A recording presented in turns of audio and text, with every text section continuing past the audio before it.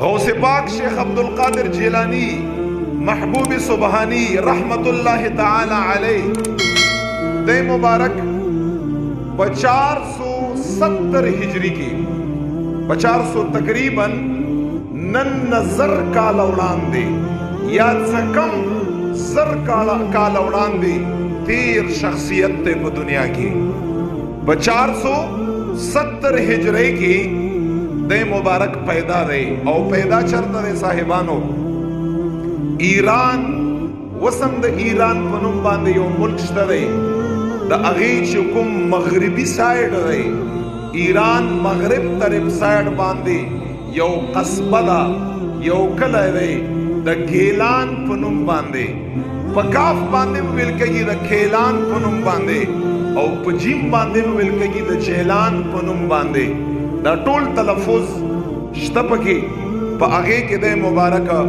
په 470 ہجری کې پیدا دی او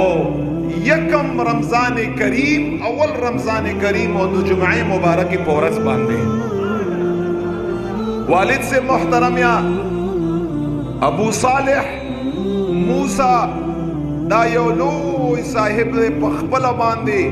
د زمانے د اولیاء یو امام تیر دے د مبارک والد سے مبارک یا ابو موسیٰ ابو صالح موسیٰ جنگ دوست رحمت اللہ تعالی علیہ د پکور کی پیدا دے مور مبارک یا ام الخیر فاطمہ رحمت اللہ تعالی علیہ دے مبارکی پکور کی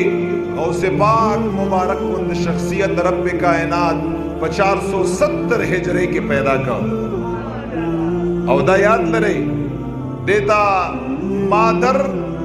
ذات ویل کېږي پیدایشي ولی د رب بندا او نیازمن چې کله دی پیدا شو یکم رمضان کریم مبارک وا جمعې مبارک ورځ وا کله چې دنیا له غوث پاک مبارک راغی مور مبارک فرمائی چې غوث پاک مبارک په اول د رمضان کریم باندې پیدا شو د معمول بداو د اول ورځې نه چې والله په اون رمضان کریم کې غوث پاک مبارک د سحرین وخلا تر غروب د شمس پورې په اون رمضان کریم مبارک کې ما پې نه دي څکلي چې دې څنګه پیدا شو په یکم رمضان باندې ما په د باندې کوششونه کړي دي دله ما خپله پی او خپله سینه ورکړې ده خو د یکم رمضان نه تر سحرۍ ټیم نه وخلا تر غروب د شمس پورې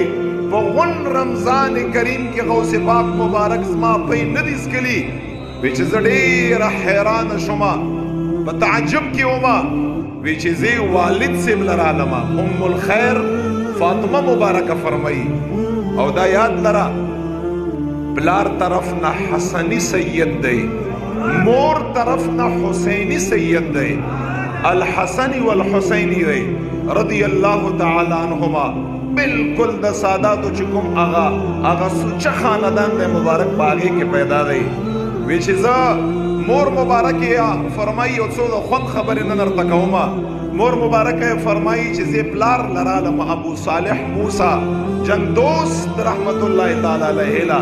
چې ستا بچای خو داسې بچای پیدا دی چې سحرۍ نه وخلا تر غروب پورې زما پی نسکی زما سینه نه اخلي دا خو ډېره ده تعجب والا خبره ده حیرانتیا والا خبره ده مور مبارکه فرمایي چې په دې باندې ما ته والد محترم فرمایل ابو صالح موسیٰ رحمت اللہ تعالی علیہ راته فرمایل چې اے د غوث پاک مبارک شیخ القادر جیلانی سے والدے دا دومره د تعجب خبره نه ده دا دومره د حیرانتیا خبره نه ده چې یکم رمضان کریم نه دی د سحرۍ نه وخلا تر غروب پورې د ستا پی نسکي دا دومره تعجب خبره نه ده او تعجب خبره ځکه نه ده والد سے ورته فرمایي چې د ده د پیدایش نه څو شپې وړاندې ما پیغمبر علیه الصلاۃ والسلام په خوب کې وکاته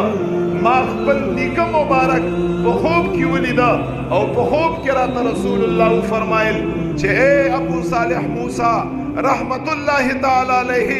ستا په کور کې یو بچی پیدا کږي چې هغه د ستام بچی دی، هغه د زمام بچی دی، او دا داسې بچی دی. واوره ابو صالحه چې کومه مرتبه